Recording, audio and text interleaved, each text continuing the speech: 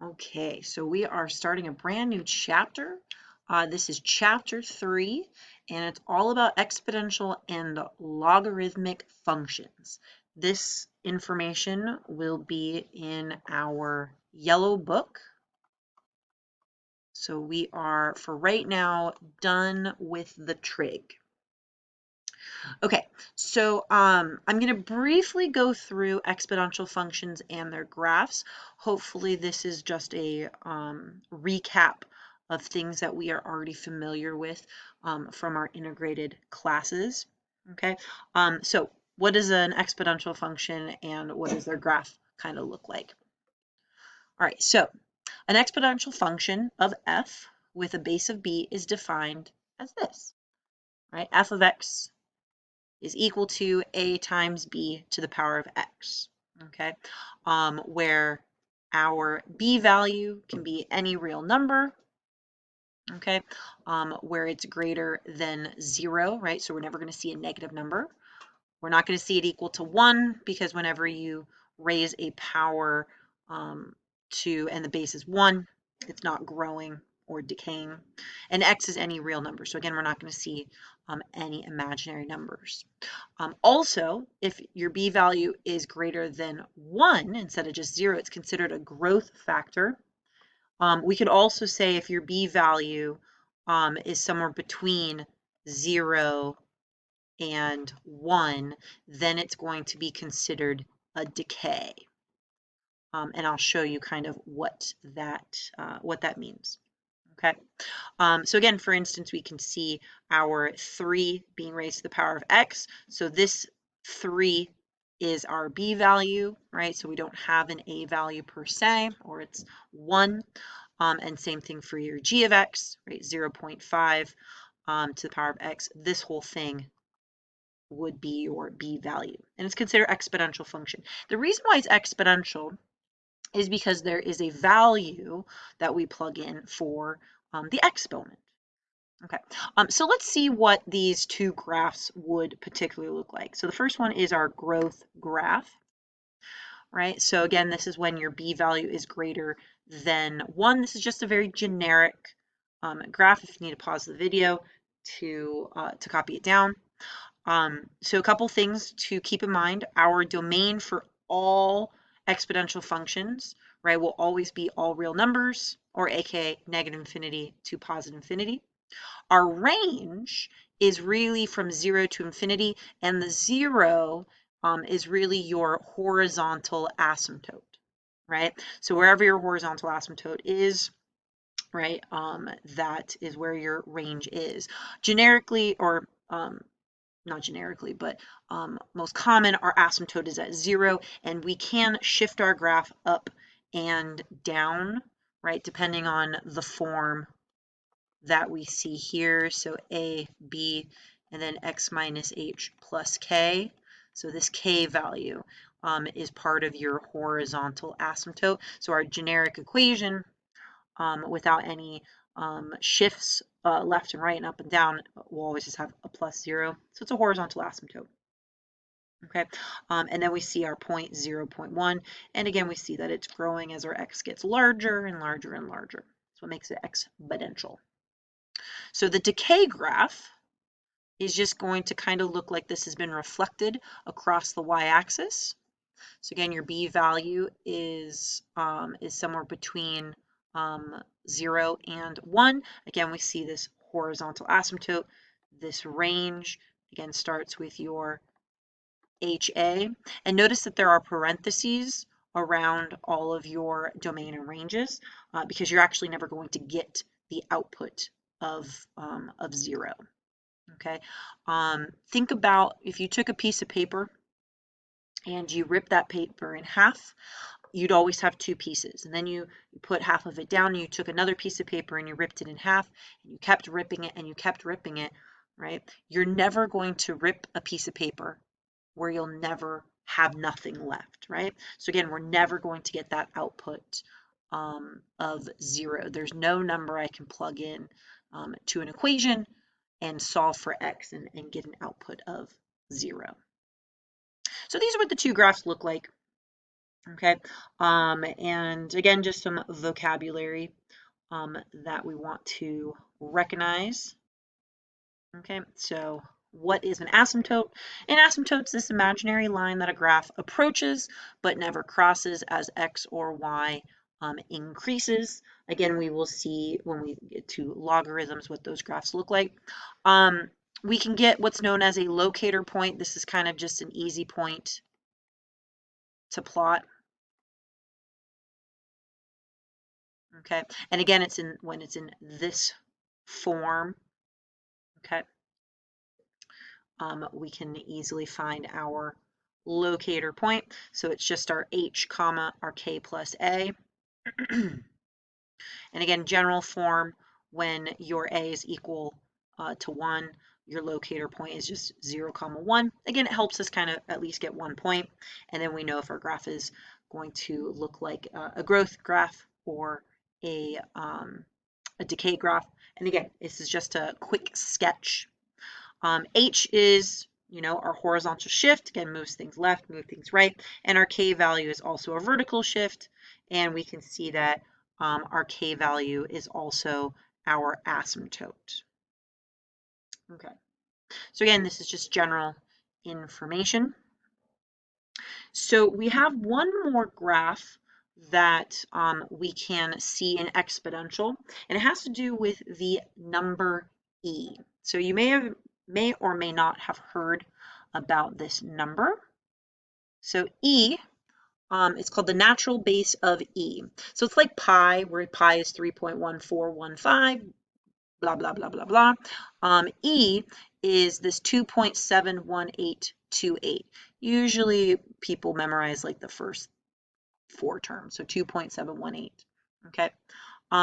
So we can kind of see that this graph still looks like it's exponential. It's very similar, right, to a graph where it would just be a 2 to the power of x or a 3 to the power of x. So your e to the power of x would be kind of in between these two graphing points, right? Because our e is just another number that we are now going to raise to the power of x. Okay, and again, it's just to know what these points are.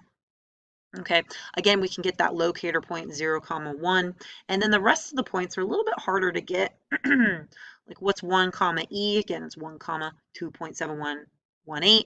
If I wanted to plug in a 2, I'd have to raise 2.718 to the power of 2. Again, that gets a little complicated. Or if I wanted to go backwards, it gets smaller and smaller. So again, this is kind of why that locator point sometimes is helpful. When would we use e? We use these a lot in applications in terms of compound interest.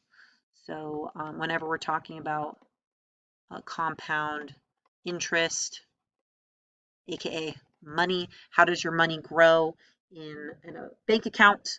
The letter E is used a lot. Why are logs important? Or sorry, exponential important? Because we are going to talk about log functions, right? So this is where the majority of the first video will lie in, right? So looking at 3.2 log functions and their graphs, right? So here's a little cartoon for you, right? These little guys are playing a log, a rhythm. All right. So what is our definition of log functions? All right. So basically, log functions are just inverses of our exponential function. Okay. And what logs do is they turn exponential values into just simpler numbers. Okay. So notice that the base of your exponential becomes the base of your log, right? And notice that the exponent becomes what you're solving for, okay?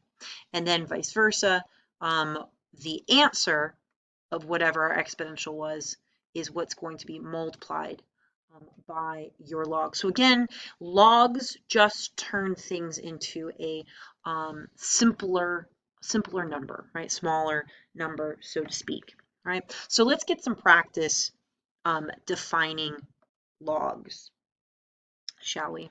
Right. So if I said this, right? So we want to say f of x is equal to log base 2 of x, and then we're going to solve this when x is equal to 32.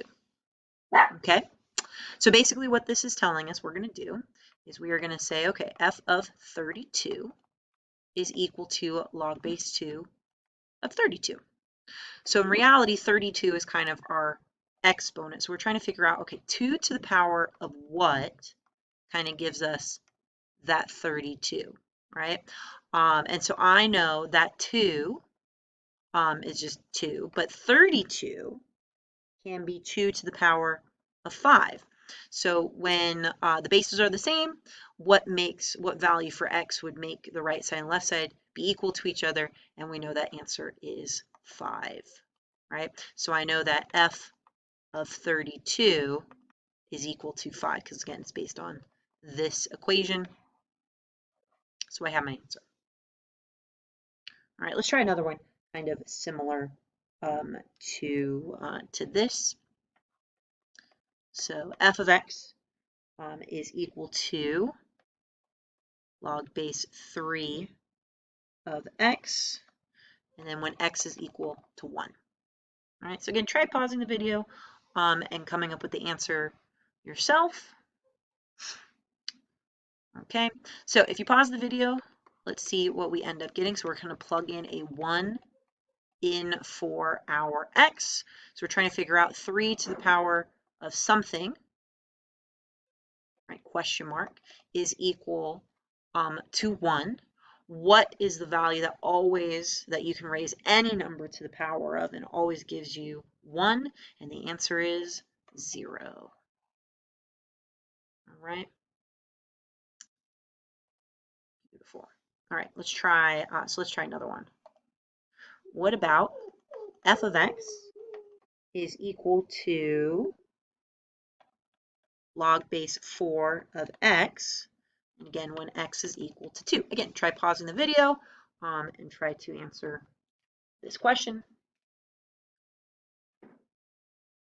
All right, so again, f of 2 is equal to log base 4 of 2. I don't know why this time I put it in parentheses. So we're trying to figure out, okay, 4 to the power of something is going to give us a 2. Right, so this has to do a little bit of work, right? So I know that 2 squared, right? And I'm just going to put an x there instead of a question mark. Change that. Is equal to 2. And I know that when there's no exponent, it's always equal to 1. So 2x is equal to 1. X is equal to 1/2. So it's almost like we took the square root of 4 and gave us 2. So again, exponential. All right, let's try one more. F of x is equal to log base 3 of x when x is equal to -1. So you're going to try pausing the video. Trying this one. All right, so we're going to say f of -1 is equal to log base 3 of -1. So this would be 3 to the power of something is equal to -1. Exponents, again, never give you a negative number. Okay, we are never going to get that. So I know there's no number I can plug in. So this is undefined. There is no answer. So we've seen a number 0, we've seen some positive numbers, we've seen a fraction. We could also get negative numbers. Let's try one more example. So f of x is equal to log base 10 of x when x is equal to 1/100. All right, so again, if you want to try this one on your own, pause the video. If not, let's go ahead, try this. So this will be f of, again, 1 over 100 is equal to log base 10 of 1 over 100. So 10 to the power of something is going to give us 1 over 100. This would be the same thing as saying 1 over 10 squared, right? Because 1 squared is just 1, 10 squared gives us 100. And I know that negative exponents flip everything upside down. So 1 over 10 becomes 10 over 1, or aka just 10. And then I change my exponent to a negative 2. So then this value would just become negative 2.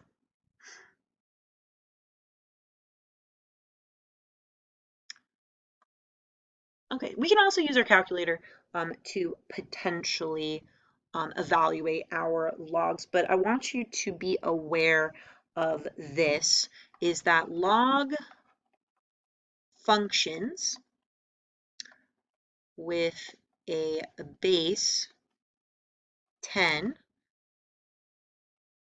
is called a common log function.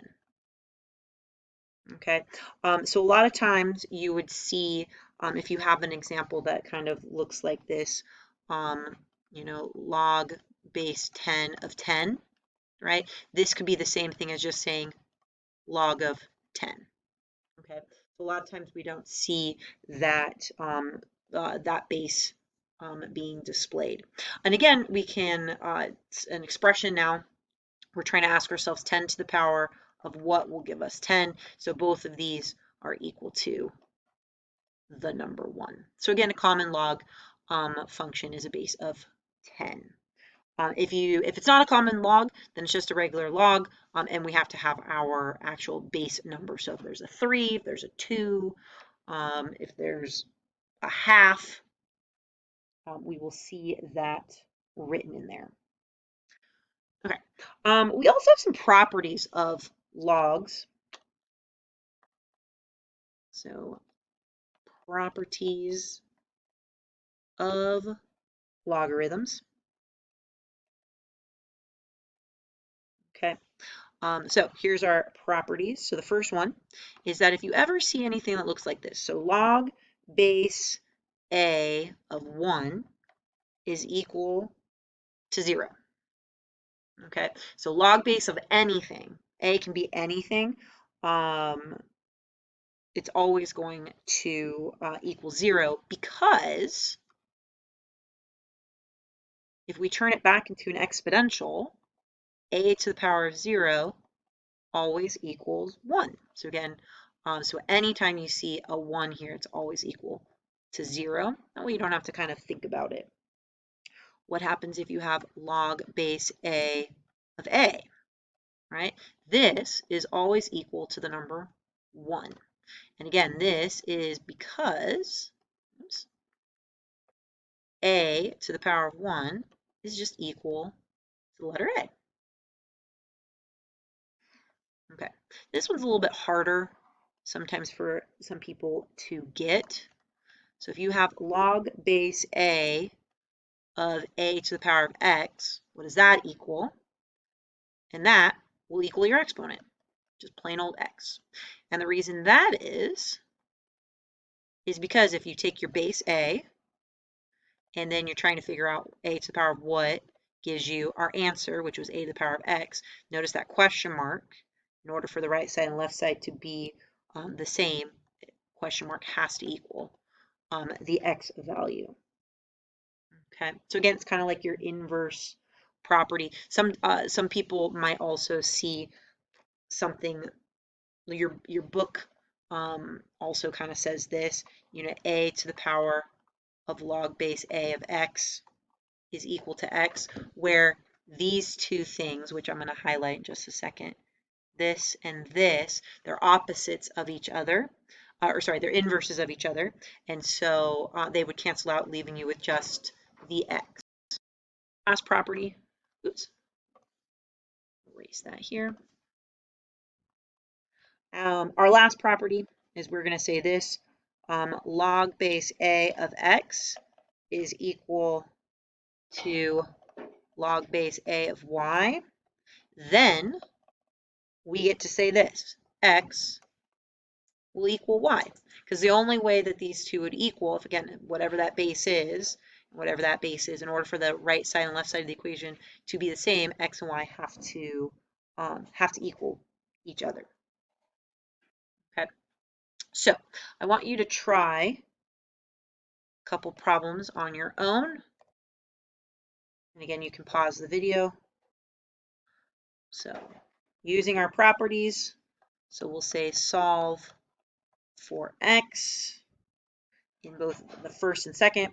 So we'll say log base 2 of x is equal to log base 2 of 3. And again, solve for x.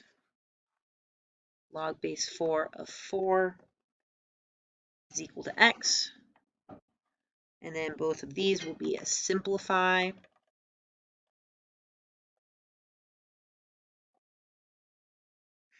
And this will say log base 5 of 5 to the power of x.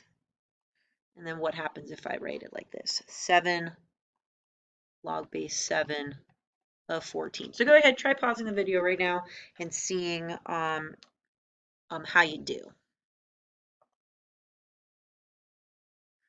Okay, so if you tried these problems, again, these kind of look just like our properties. So the first one, notice that they have the same base. So in order for the right side and left side to be exactly the same, x will have to equal 3. Again, no work involved. Notice that this one has the same base, 4, as the answer. So 4 to the power of what gives you 4? This has to equal 1. Again, this falls back into our second property. Okay. Simplify this. Again, log base 5 of 5 to the power of x. This one is just going to be an x. And then on 4, this was the last type of problem that I wrote. Notice that the base of the exponent along with the base of the log, again, since they're inverses of each other, they are going to cancel each other out, and you will have just a 14 left. Okay. So now that we kind of understand some properties of logs, let's just take a quick look of what these graphs would potentially look like, right? So again, since now we know that they're inverses, so we can draw the inverse of this function f of x is equal to 2 to the power of x as a log. So again, the reflection line is just y is equal to x. So we can kind of see how the points are mirrored. Okay, we will eventually graph some logs. I'll spend some more time talking about logs for graphing on another video. We can also see the natural logs. So notice the last one of the last things that I talked about in exponential was the natural base of e, how it kind of still looked like that exponential graph. And again, it's hard to write 2.71828 blah blah blah each time. So again, we just write the letter e. We can flip this around, right? We can change our exponential and make the base become an e. Okay, so if we have, again, something that looks like this, y is equal to e to the power of x. If I wanted to write this as a log, right, this would be log base e of y is equal to x. Okay, and again, there's a button on your calculator that has the letter e. But again, we called this a natural number, right? The letter E. So instead of writing a regular old log, we can actually have what's known as a natural log. So a natural log, we actually just have ln. Okay, you would think that it would be NL because natural log comes first, but it isn't. It's ln. And please be aware this is an and an N. So many people want to write this as an I or as a 1. It's not, it's an L. Now, when you have a natural log, its base is an E. So we only use this for inverse of natural numbers. So we never use the natural log for anything else but the letter E. So again, we could now write this, instead of writing log base E of y is equal to x, which is perfectly fine, I can now just say ln of y is equal to x. Again, we want to make sure that we understand both of these. Okay, and we can kind of see the graphs with this, and again, we'll focus on the graph of natural logs along with regular logs on another day. But we can kind of see that, again, here's our natural log, 0, 1, and this line of reflection. And now notice all of your points are kind of flipped upside down, okay, flipped backwards. So 0, 1 becomes 1, 0, okay. The properties of natural logs are the same as the properties of regular logs. So we see some properties of natural logs. So if we see this ln1, this will always equal 0. Why? Because, again, what's the base? E to the power of 0 always gives you 1. Again, e to the power of anything, or sorry, anything that has the base with the exponent of 0 always gives you a 1. If I say natural log of e, right, this will always equal 1. And again, why? Because e to the power of 1 always equals e. Okay. What happens if you have something that looks like this? So again, the third property of the natural logs, it would say the natural log of e to the power of x. What does that always equal to? And again, the base of e and the e will cancel away, so it'll just leave you with an x. And again, why we can say that is because e to the power of some number is equal to e to the power of x, so that question mark has to equal x. So right side and left side. Also, we can see it like this, e, and then if I raise it to the natural log of x, again, the e and the natural log, those will cancel each other out, leaving you with just an x. And then our fourth property, if I see this, if I see the natural log of x is equal to the natural log of y, then I know x is equal to y. So again, you can kind of see that all of these properties are kind of exactly the same as the regular common logs or other log properties. Okay.